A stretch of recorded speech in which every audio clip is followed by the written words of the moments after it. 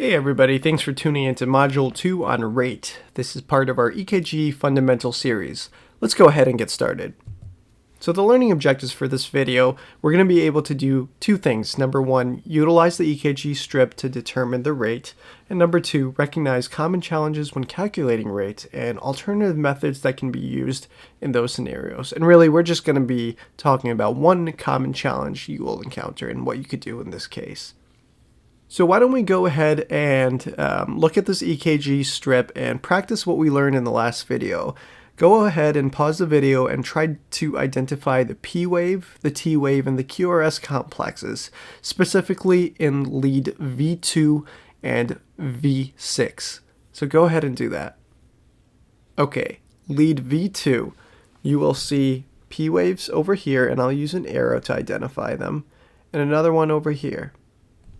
Followed by the P waves, you will see the QRS complex, one over here and one over here.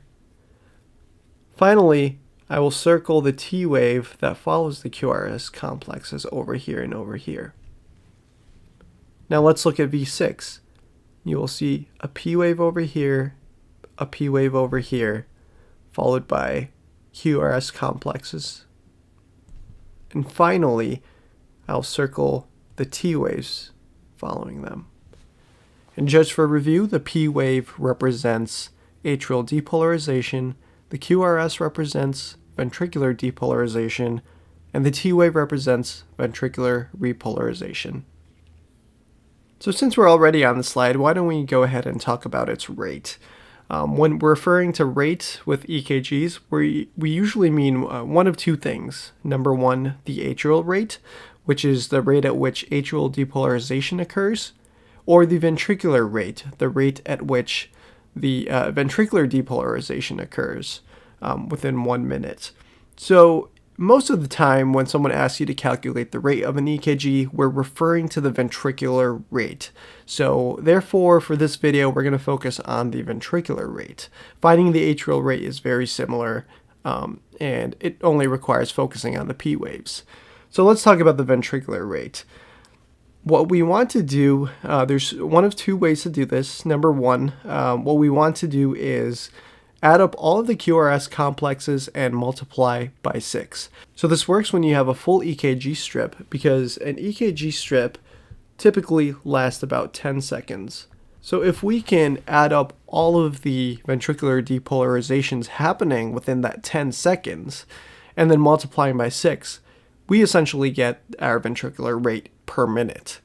And to do this, you just have to add up the QRS complexes, multiply by 6, and get our answer. So let's go ahead and do that. Let's count up how many QRS complexes are here. 1, 2, 3, 4, 5, 6, 7, 8, 9, 10, 11, 12. So we have 12 ventricular depolarizations happening in 10 seconds. Let's multiply by 6 to get our answer.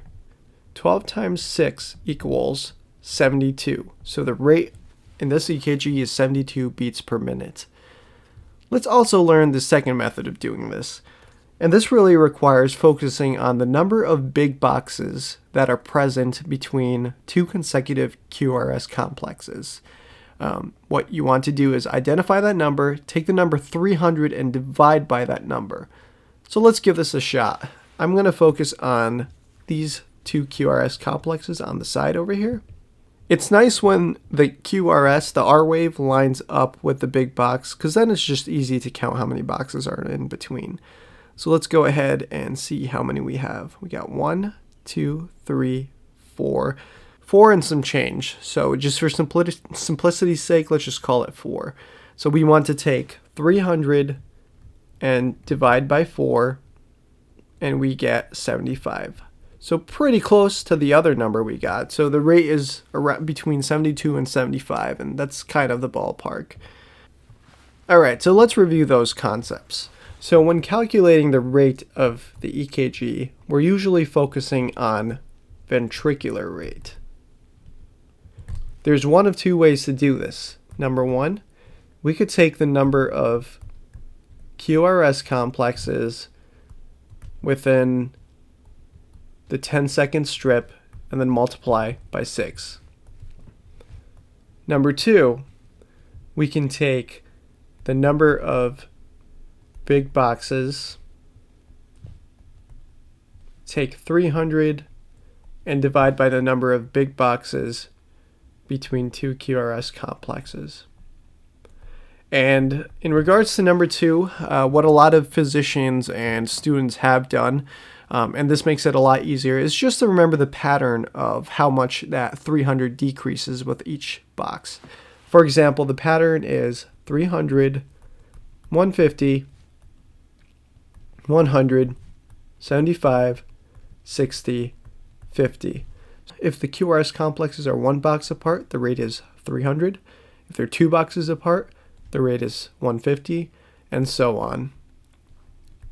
And I actually would recommend memorizing that. It's quick and it makes it a lot easier to calculate the rate of an EKG. Okay, since we're already on the slide, let's take a moment to talk about what these boxes actually mean. So each big box refers to 0.2 seconds of time. And therefore, each of the little boxes, and there's 5 little boxes in each big box, each of the little boxes refers to 0.04 seconds of time. Keep this in mind because we will come back to this idea when we talk about intervals and what's a normal interval and what's a normal complex and what's an abnormal one. Okay, so practice makes perfect. So why don't you go ahead, pause this video, and try to identify the rate of this EKG using both of the methods. Alright, let's try method 1. We want to calculate all the QRS complexes in this 10-second strip and multiply by 6. Let's do that. We got 1, 2, 3, 4, 5, 6, 7, 8, 9, 10, 11, 12, 13, 14, 15, 16, 17, 18. So we do 18 times 6, which equals to 108. Now let's try the other method. We want to count up how many big boxes are between 2 QRS complexes, take 300 and divide by that. And as I said, it always helps when the R waves line up with the big boxes, so I think looking at these two would be helpful. So we have 1, 2, and maybe 2.75, a little bit less than 3 big boxes in between. So we can actually do the math using that. We'll take 300 divided by 2.75, and we get 109, so very close to the 108 we got using the other method. Okay, pause the video and give this one a shot. Alright, method number 1, count up the QRS times 6. 1, 2, 3, 4, 5, 6, 7, 8, 9. So 9 times 6 equals 54. Okay, let's try the other method using the big boxes.